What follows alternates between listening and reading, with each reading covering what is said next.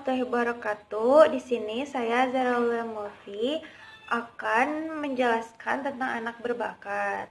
Kami dari kelompok 6. Sebelum menjelaskan tentang anak berbakat, ada pengertian anak berbakat yang dijelaskan oleh Milda. Terus yang kedua, ada karakteristik anak berbakat yang dijelaskan oleh Ratna. Dan juga ada karakteristik dan juga faktor-faktor anak berbakat yang dijelaskan oleh Bulbul, dan juga mengidentifikasi anak berbakat yang dijelaskan oleh Neida. Yang terakhir ada mengembangkan kreativitas keberbakatan anak yang dijelaskan oleh saya sendiri. Assalamualaikum warahmatullahi wabarakatuh. Perkenalkan, nama saya Mila Safira. Di sini saya akan menjelaskan tentang pengertian anak berbakat menurut ahli. Yang pertama, ada menurut Coleman tahun 1985 menyatakan bahwa anak berbakat adalah mereka yang tingkat inteligensinya jauh di atas rata-rata anggota kelompoknya dengan IQ 120 ke atas. Kemudian yang kedua adalah Maimunah 2003 menurut Dekniknas adalah anak berbakat yang oleh psikolog atau guru diidentifikasikan sebagai peserta didik yang telah mencapai prestasi yang memuaskan dan memiliki kemampuan intelektual umum yang bersifat pada taraf cerdas, kreativitas yang memadai, dan keterkaitan pada tugas yang tergolong dengan baik. Kemudian yang ketiga menurut Utami Munandar menyatakan bahwa anak berbakat adalah mereka yang oleh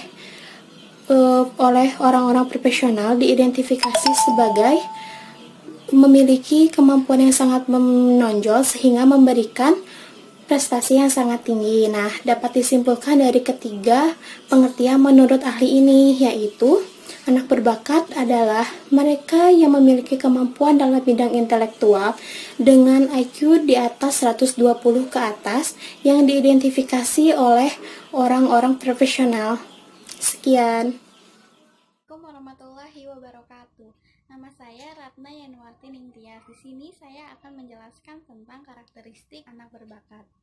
Jadi yang pertama, karakteristik anak berbakat yaitu membaca pada usia muda. Contohnya gini, anak TK umur 3-5 tahun umumnya masih belajar tentang mengenal abjad. Namun pada anak berbakat umur 3-5 tahun sudah bisa mengenal abjad, bahkan sudah ada yang bisa membaca. Terus yang kedua, membaca lebih cepat dan lebih banyak. Artinya, contohnya gini, anak TK 3-5 tahun umumnya sudah bisa membaca itu dalam membaca sehari itu 1-5 kalimat saja. Tetapi kalau anak berbakat sudah bisa membaca 1 buku dongeng dalam sehari. Terus yang ketiga, mempunyai rasa ingin tahu yang kuat. Artinya gini, dia kalau anak berbakat kalau bertanya tidak cukup 1 jawaban saja, tetapi ia akan terus mengulang pertanyaan sampai ia menemukan jawaban yang menurut ia pas. Terus yang keempat, mempunyai inisiatif dan dapat bekerja sendiri. Contohnya gini, anak berbakat kalau misalkan punya tugas rumah atau PR, ia akan langsung mengerjakan tugasnya, tidak harus disuruh dulu oleh orang tuanya. Terus yang kelima, memiliki pembendaraan kata yang luas. Artinya memiliki pembendaraan kata yang luas yaitu dia mempunyai kata-kata yang banyak, jadi nggak hanya kata-kata yang itu saja, seperti itu. Terus yang keenam, memberi jawaban yang baik, karena yang tadi anak berbakat itu memiliki pembendaraan kata yang luas sehingga setiap kata yang diucap tentunya akan nyambung gitu dan nggak asal dalam berbicara.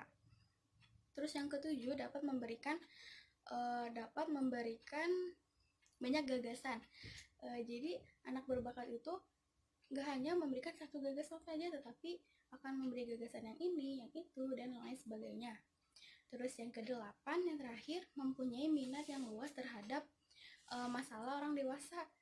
Pada umumnya ya, kalau kita mempunyai masalah orang dewasa, kita mungkin akan terlihat masa bodoh, itu masalah dia. Tetapi kalau anak berbakat, dia akan kepo tentang masalah tersebut, jadi akan terus bertanya tentang masalah-masalah yang anak dewasa tersebut. Terima kasih. materi mengenai anak berbakat. Nah, materi yang selanjutnya yaitu faktor yang melatar belakangi anak berbakat itu sendiri. Nah, ada 3 faktor yang melatar belakangi anak berbakat. Yang pertama itu faktor hereditas atau faktor biologis. Nah, faktor ini erat kaitannya dengan faktor dari keturunan orang tuanya. Apabila orang tuanya itu memiliki kecerdasan yang tinggi, maka anaknya tersebut juga akan memiliki kecerdasan yang tinggi atau bahkan bisa lebih.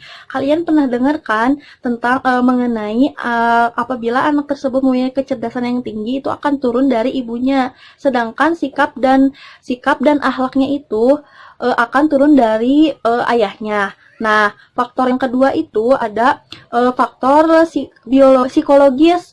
Nah, faktor ini erat kaitannya dengan kepribadian anak itu sendiri yang menyangkut tingkat kecerdasan, motivasi, cara berpikir terhadap dirinya sendiri dan lingkungan. Nah, di sini sudah jelas ya, ini tuh faktor yang alami dari anaknya itu sendiri.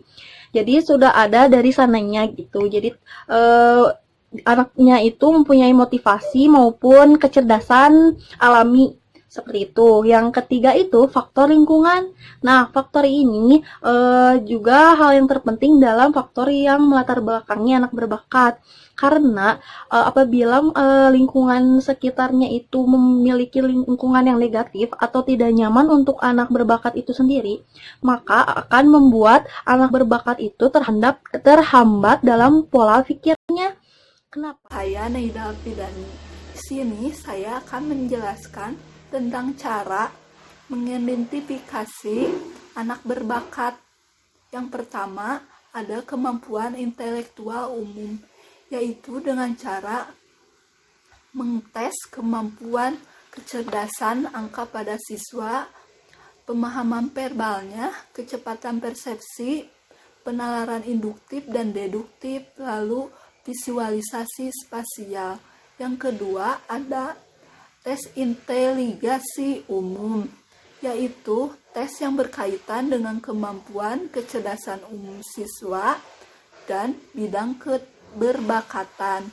Yang ketiga ada tes kelompok kontra individual, yaitu tes yang berkaitan dengan kelompok tertentu. Yang kelompok biasanya menyediakan lembar jawaban, sedangkan yang individu pertanyaannya dengan pilihan ganda.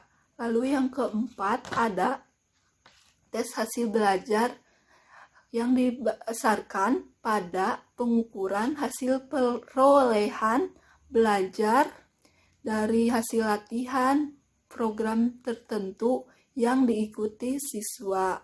Yang kelima, tes hasil belajar individual, yaitu teknik kemampuan penilaian pada siswa dalam menjawab pertanyaan dan permasalahan. Saya Zara Molfi akan menjelaskan tentang mengembangkan kreativitas keberbakatan anak.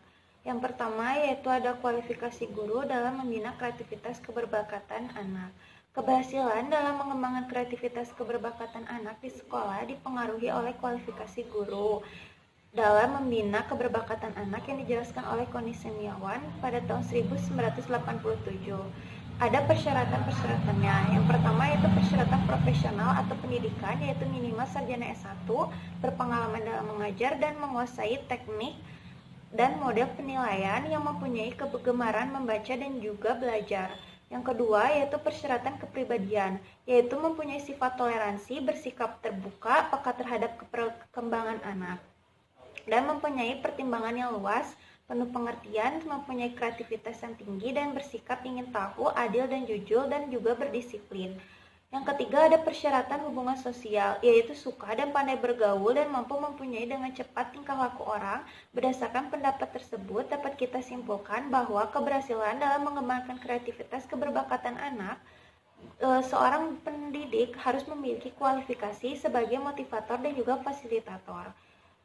Ada juga pembinaan dan pengembangan kreativitas keberbakatan anak dari Kartini Kartono 1987 yang berpendapat kreativitas keberbakatan anak dapat dilakukan sebagai berikut.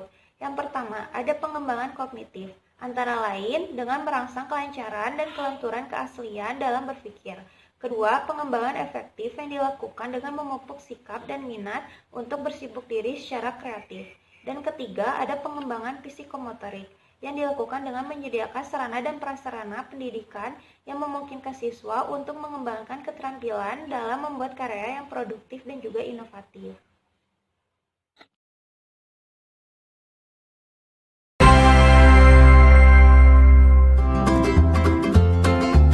Beginilah suasana di Cugenang Gifted School, Cianjur, Jawa Barat. Sekolah yang diperuntukkan bagi anak-anak berbakat atau gifted, yakni mereka yang memiliki tingkat kecerdasan di atas rata-rata atau cerdas istimewa. Yang menarik, 12 murid sekolah ini berasal dari keluarga kurang mampu. Kalau kita mengajar mereka itu, kalau tidak sesuai dengan apa yang di pikiran mereka, pasti mereka akan menyanggah gitu. Menurut aku gak seperti itu, Bu, gitu. Jadi ya kita harus bisa menerangkan kembali pengalaman belajarnya itu lebih dari buku gitu. Jadi berpikir sendiri sudah. Ya, anak-anak dengan kecerdasan istimewa sangat kritis dan butuh penanganan khusus. Tak seperti di sekolah pada umumnya, metode pendidikan dan pengajaran yang digunakan menyesuaikan dengan kebutuhan masing-masing anak dan lebih mengutamakan pendekatan secara emosional. Mugi Satria melaporkan untuk NET.